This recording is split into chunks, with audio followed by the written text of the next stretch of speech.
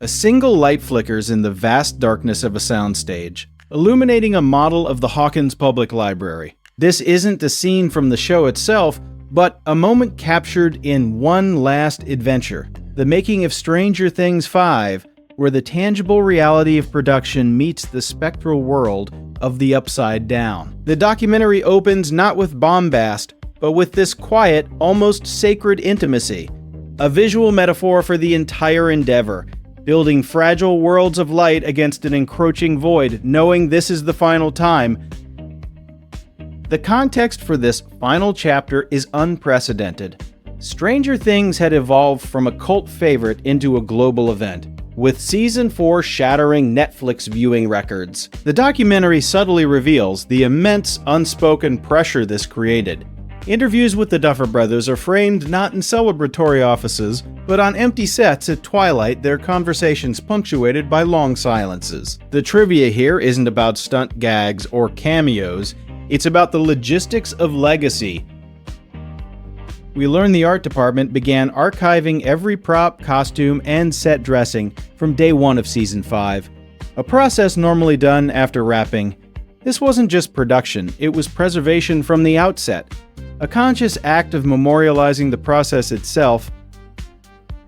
Deep production insights emerge from this elegiac tone.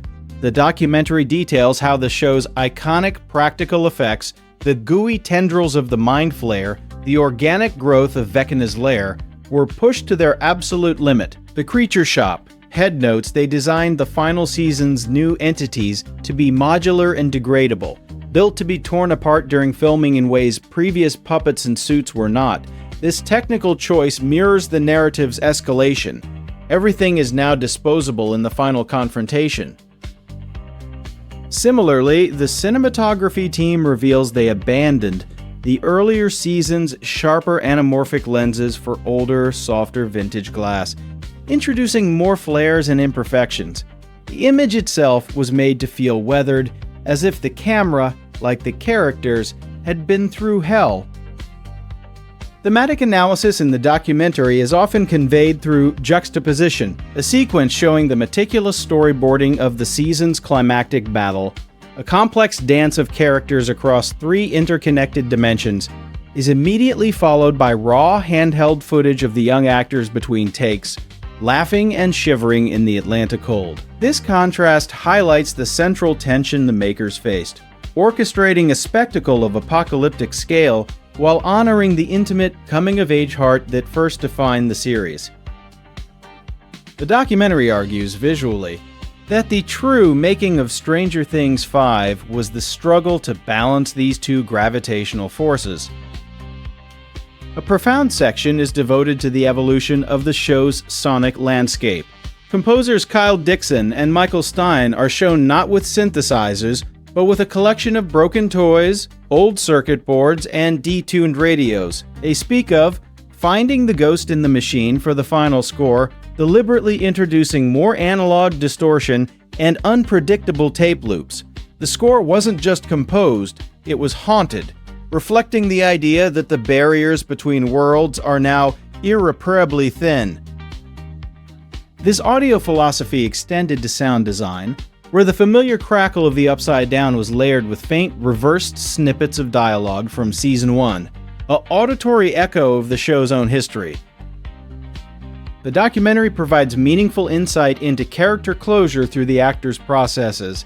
We see Millie Bobby Brown and Noah Schnapp running lines not for an emotional scene, but for a complex technical sequence involving spatial jargon. Their focus is on precision.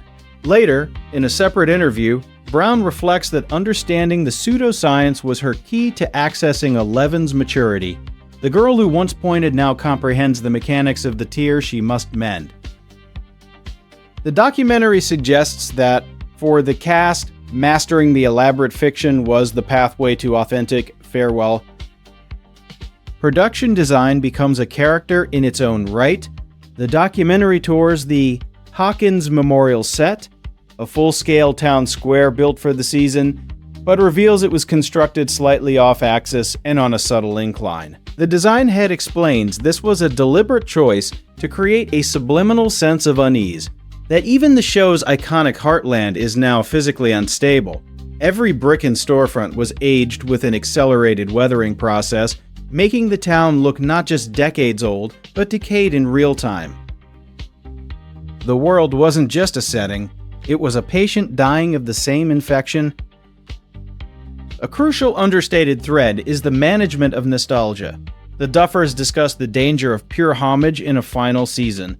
The documentary shows them vetoing a planned sequence that directly mirrored a famous 80s film beat, arguing it would feel like a quotation rather than an evolution. Instead, we see the reference become subtextual.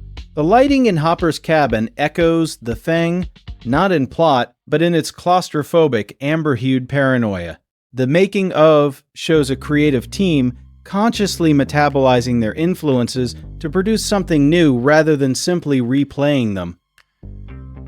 The documentary's most atmospheric segments explore the void itself, the vast, empty sound stages and backlots after rap. There's a haunting sequence where Gaten Matarazzo, Dustin, is filmed alone on the empty set of the Wheeler basement, just sitting in the silence. No interview overlay, just the faint hum of stage lights. It's a visual essay on absence, foreshadowing the narrative's end and the real-life dissolution of this makeshift family. These moments argue that the true adversary of the final season wasn't a monster, but time itself and its inevitable passage. Visual effects breakdowns take on a philosophical weight. The VFX supervisor explains that for the final merging of dimensions, they developed a new fluid simulation they called the ink and water effect. But the goal wasn't photorealism. It was to create a visual that felt beautiful and wrong. They studied time lapses of mold growth in crystalline structures, forming, seeking an aesthetic of inevitable natural corruption. The effects were designed to feel less like an invasion and more like a revelation that this dark world was perhaps always there, latent within the frame, waiting to be uncovered. The documentary also illuminates the writing room's final act. We see whiteboards not just with plot diagrams, but with thematic keywords: sacrifice versus versus, salvation, memory as a weapon, closing the loop. The writers speak about constructing the season as a series of emotional equations where every character's arc variable had to resolve to zero. A poignant revelation is that the original character matrix from 2015 was pinned to the wall throughout, serving as a constant reminder of the journey's starting point. The end was always in conversation with the beginning.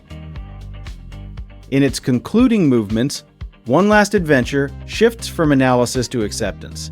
The final days of filming are captured not as a grand celebration, but as a slow, meticulous dismantling. The iconic alphabet wall lights are unplugged one by one. The Demogorgon suit is sealed in a crate. The documentary's camera lingers on empty corridors and unmarked dressing rooms. The insight here is that ending a story of this magnitude is an act of careful deconstruction, a reversal of the creation myth we've just witnessed. The final images are not of the cast or creators, but of the Hawkins set at dawn, completely bare just before demolition. The morning light streams into a space that once held so much darkness and drama. It's a powerful, wordless conclusion that reframes the entire documentary. One Last Adventure. The making of Stranger Things 5 ultimately reveals itself to be less about how a season was made, and more about the poignant, necessary process of unmaking, of letting a world go so its story can remain complete. The portal closes not with a bang, but with the quiet click of a light switch, leaving only the afterimage on the screen, and in memory. Thank you for watching until the end. We pour our passion into every single video essay, exploring the stories behind the movies we all love. If you stumbled upon this video by chance, there is a very high probability you might never see our channel again in your feed. So please, take a moment to hit that subscribe button, leave a like, and ring the bell. We are actively growing this community of cinema lovers, and your support is what helps us make our content better and more insightful every single day. Let's explore the magic of filmmaking together. See you in the next one.